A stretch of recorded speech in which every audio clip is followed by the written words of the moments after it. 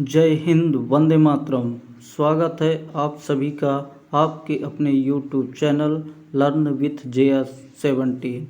चलिए मित्र, सभी मित्रों का एक बार पुनः स्वागत, हार्दिक अभिनंदन एवं बहुत बहुत शुभकामनाएं। मित्र, आज ये हम रासायनिक अभिक्रियाओं का पार्ट नंबर 2 लेकर आए हैं, जिसमें हमने चर्चा किया था कि रासायनिक अभिक्रियाएं क्या होती हैं, इसके प्रकार कैसे हैं, वो हमने देखा था। मित्र, इससे पहले वीडियो में हमने कवर किया था कि रासायनिक अभिक्रिया क्या है तथा उसके प्रकार क्या हैं। तो मित्र, अगला पॉइंट आज आता है, हमने उसके प्रकार की चर्चा की थी, जिसमें हमने देखा था संयोजन अभिक्रिया और वियोजन अभिक्रिया।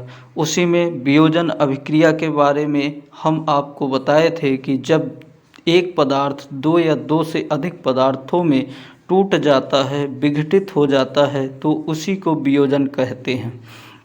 यह वियोजन अभिक्रिया कई प्रकार से होती थी, जिसमें से आपको देखा गया था कि ऊष्मीय वियोजन, प्रकाश अपघटन और विद्युत अपघटन। तो मित्र, आज हम ऊष्मीय वियोजन की चर्चा करते हैं। जैसा आप देख पा रहे हैं, ऊष्मीय वियोजन क्या है? वह रासायनिक अभिक्रिया जिसमें किसी एकल यौगिक को ऊष्मा प्रदान करने पर वह दो अथवा दो से अधिक सरल पदार्थों में अपघटित हो जाता है, ऊष्मीय वियोजन कहलाती है। कुल मिला के ये है मतलब इसका कि कोई एक पदार्थ को जब आप ऊष्मा द्वारा तोड़ते हैं सरल पदार्थों में, तो उसी को हम ऊष्मीय वियोजन कहते हैं। जैसा आप देख पा रहे हैं, उदाहरण में पोटेशियम क्लोरेट को अत्यधिक गर्म करने पर यह पोटेशियम क्लोराइड और ऑक्सीजन में अपघटित हो जाता है। यहाँ से देख पा रहे हैं मित्र आप कि यह आपका पोटेशियम क्लोरेट है। ठीक, जैसे आपने देखा कि यह पोटेशियम क्लोरेट है 2KClO3। पोटेशियम क्लोरेट होता है आपका 2KClO3। दो मॉलिक्यूल्स लिए गए हैं, इसमें ऊष्मा अगर आप देते हैं तो ये बन जाता है आपका, यहाँ से ध्यान दीजिएगा, 2KCl में टूट जाता है और 6 वाटर 3O2 बनता है, 3O2 बनता है, ऑक्सीजन गैस आपकी प्राप्त हो जाती है। ठीक है मित्र, तो यहाँ से क्या हम समझ पा रहे हैं कि जैसे देखा आपने कि पोटेशियम क्लोरेट को जब हम ऊष्मा देते हैं तो यह गर्म होकर क्या बनाता है? गर्म होकर पोटेशियम क्लोराइड और ऑक्सीजन बनाता है। रिएक्शन क्या है? रिएक्शन होती है 2KClO3। इसको आप गर्म करते हैं, डेल्टा चिन्ह यह प्रदर्शित करता है कि ऊष्मा दी जा रही है, तो ये बनता है 2KCl प्लस 3O2। ठीक है, तो इसी को हम ऊष्मीय वियोजन कहते हैं। ठीक है, अगला प्रकार आता है इसका। मित्र, अगले प्रकार की चर्चा करते हैं, जिसमें प्रकाश अपघटन।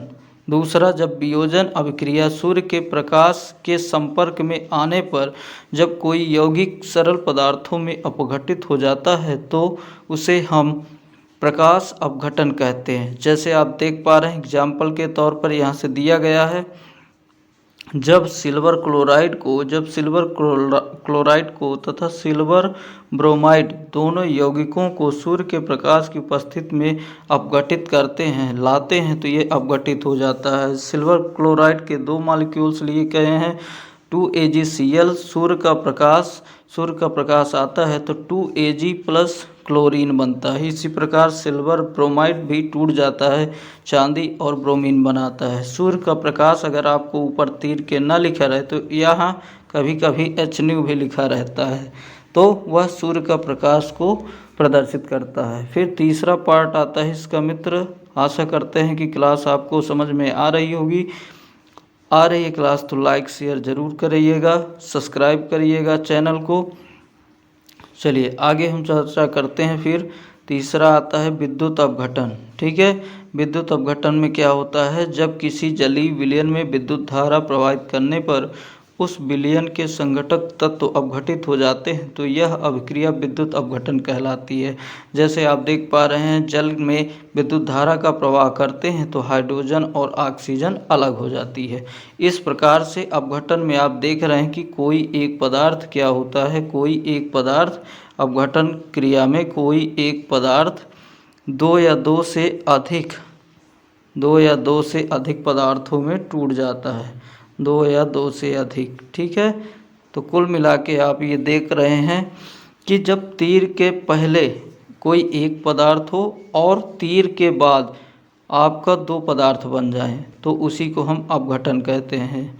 ठीक है, तो इस तरह से अपघटन 3 प्रकार से हो गया। इसके बाद अगली इम्पॉर्टेंट रिएक्शन आती है मित्र, ये ध्यान दीजिएगा, कभी कभी यहाँ से डायरेक्ट सवाल बन जाते हैं कि निम्नलिखित में से कौन सा विस्थापन अभिक्रिया का उदाहरण है। तो देखिए, विस्थापन अभिक्रिया क्या होती है? वह रासायनिक अभिक्रिया जिसमें अपेक्षाकृत अधिक क्रियाशील तत्व कम क्रियाशील तत्व को उसके यौगिक से विस्थापित कर देता है, विस्थापन अभिक्रिया कहलाती है। विस्थापन अभिक्रिया 2 प्रकार की होती है, एकल विस्थापन एवं द्विविस्थापन अभिक्रिया। जैसे यहाँ देख रहे हैं, आपको एग्जाम्पल के माध्यम से समझाया गया है। कोई पदार्थ है, जैसे ए है और ये बी सी, 2 पदार्थ साथ में लिए गए हैं, तो ये क्या करता है, AC बनाता है और B को अलग कर देता है। यहाँ ध्यान दीजिए मित्र, B के साथ C आ रहा था, लेकिन जब इसका प्रोडक्ट बना है तो प्रोडक्ट में देखिए ए क्या किया है, बी को इसके स्थान से हटा दिया और बी का स्थान किसने ग्रहण कर लिया है, ए ने ग्रहण कर लिया है। तो यहाँ देखिए क्या बन जाएगा, AC बन जाता है और बी आपका ये बाहर हो जाता है। इस प्रकार से कह सकते हैं कि A प्लस बी सी, तो ये बन जाएगा आपका AC प्लस B। तो देखिए ये B और C साथ में थे, A आके B वाले को इसके स्थान से हटा दिया, इसी को हम कहते हैं विस्थापन। अब यह विस्थापन सिंगल भी हो सकता है और द्विविस्थापन भी होता है। तो अब बात करते हैं हम सिंगल विस्थापन की। सिंगल विस्थापन क्या होता है, यहाँ से आप देख पा रहे हैं, सिंगल विस्थापन एकल विस्थापन अभिक्रिया में कोई तत्व किसी यौगिक के एक तत्व अथवा आयन को प्रतिस्थापित करके यौगिक में उसका स्थान ग्रहण कर लेता है। उदाहरण, जब तांबा सिल्वर नाइट्रेट से सिल्वर को प्रतिस्थापित करके कॉपर नाइट्रेट का निर्माण करता है। कुल मिला के आप ये देखिए कि कॉपर प्लस 2AgNO3, तो क्या बनता है, ये कॉपर सिल्वर को इसके विलयन से विस्थापित कर देगा, तो बन जाएगा आपका कॉपर नाइट्रेट और 2Ag, सिल्वर और कॉपर नाइट्रेट प्राप्त होता है। ध्यान दीजिएगा, कॉपर नाइट्रेट का फार्मूला भी एग्जाम में पूछा जाता है, तो क्या होता है, CuNO3 का होल ट्वाइस, CuNO3 का होल ट्वाइस, काफ़ी इम्पॉर्टेंट। इसके बाद आगे चलते हैं हम, तो अगला पॉइंट आता है इसमें, इसी प्रकार कॉपर सल्फेट के जलीय विलयन में लोहे की कील डालने पर भी लोहा कॉपर को प्रतिस्थापित करके फेरस सल्फेट का निर्माण करता है और नीले विलयन का रंग हल्का हरा तथा कील का रंग लाल भूरा हो जाता है। तो इस तरह से आपने देखा कि जब केवल एक ही पदार्थ का विस्थापन होता है तो उसे सिंगल विस्थापन कहते हैं। अब आगे बात करते हैं द्विविस्थापन अभिक्रिया की। तो द्विविस्थापन क्या होता है, द्विविस्थापन अभिक्रिया में दो आयनिक यौगिकों के मध्य आयनों का विनिमय होता है। ये बहुत इम्पोर्टेंट मित्र, विनिमय, ध्यान दीजिएगा, आयनों के मध्य विनिमय होता है और दो नए यौगिकों का निर्माण होता है। द्विविस्थापन अभिक्रियाएं मुख्यतः जलीय विलयन में संपन्न होती हैं जहां आयन उपस्थित होते हैं। तो ये 2 पॉइंट इम्पोर्टेंट हैं, एक तो जलीय विलयन और दूसरा आयनों का विनिमय होता है। जैसे उदाहरण है, सिल्वर नाइट्रेट और सोडियम क्लोराइड की अभिक्रिया में सिल्वर तथा सोडियम आयनों का परस्पर विस्थापन होता है और सिल्वर क्लोराइड तथा सोडियम नाइट्रेट यौगिक का निर्माण होता है। इस प्रकार से आप देखिए, जैसे AB है और CD है, दो AB A plus plus B minus, A plus और B माइनस है, प्लस करेंगे C प्लस और D, तो ये क्या होता है, A जो होता है वह CD में से C को विस्थापित करके AD बना लेता है और B यहाँ से निकल के C के साथ संयुक्त हो जाता है। तो कुल मिला के AD बन गया और PC बन गया, तो दोनों का आपस में स्थान बदल जाता है, इसीलिए इसको हम द्विविस्थापन कहते हैं। उदाहरण के माध्यम से समझते हैं। जैसे उदाहरण है आपका, यहाँ से देख पा रहे हैं आप उदाहरण के माध्यम से, जैसे सिल्वर नाइट्रेट AgNO3 और सोडियम क्लोराइड को हम आपस में मिला रहे हैं तो क्या बनता है AgCl। Ag क्या करता है, सोडियम को हटा देता है, Cl के साथ बन गया AgCl और Na3 आपका जुड़ जाता है सोडियम के साथ तो NaNO3 यहाँ से मिल जाता है। इस प्रकार सिल्वर क्लोरीन के साथ जुड़ जाता है और नाइट्रेट सोडियम के साथ जुड़ जाता है। तो देखिए दोनों का स्थान आपस में बदल गया, इसलिए इसको हम द्विविस्थापन अभिक्रिया कहते हैं। अब इसके बाद आगे चर्चा करते हैं पुनर्विन्यास अभिक्रियाएं की। तो पुनर्विन्यास अभिक्रियाओं के बारे में हम अगली क्लास में चर्चा करेंगे।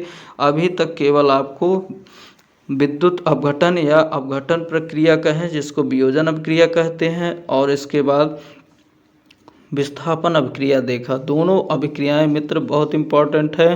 विस्थापन अभिक्रिया तो सीधे परीक्षाओं में प्रश्न पूछ लिया जाता है कि निम्नलिखित में सब विस्थापन अभिक्रिया का उदाहरण है। तो मित्र आशा करते हैं कि ये NCERT की लाइनें जो हैं यह सीधे एग्जाम में आपको मदद करेंगी। तो मित्र अगर क्लास अच्छी लग रही हो, वीडियो अच्छा लग रहा हो, एक प्रयास है हमारा, अगर अच्छा आ रहा है आपको लग रहा है तो कमेंट करके ज़रूर बताएं, चैनल को सब्सक्राइब करें और अधिक से अधिक मित्रों तक शेयर करेंगे। और मित्र एक बात और कहेंगे कि यदि वीडियो की क्वालिटी आपको कम लग रही हो तो आप वीडियो अपने YouTube का सेटिंग से बढ़ाकर वीडियो की क्वालिटी बढ़ाकर आप देखेंगे, निश्चित तौर पर आपको अच्छा दिखाई देगा और हम उम्मीद करेंगे कि हमारी ये क्लास आपके भविष्य के निर्माण में सहयोग प्रदान करेगी। इसी शब्दों के साथ मैं अगले क्लास में फिर मिलता हूं। तब तक सभी मित्रों का बहुत बहुत धन्यवाद, बहुत बहुत बधाई, शुभकामनाएं।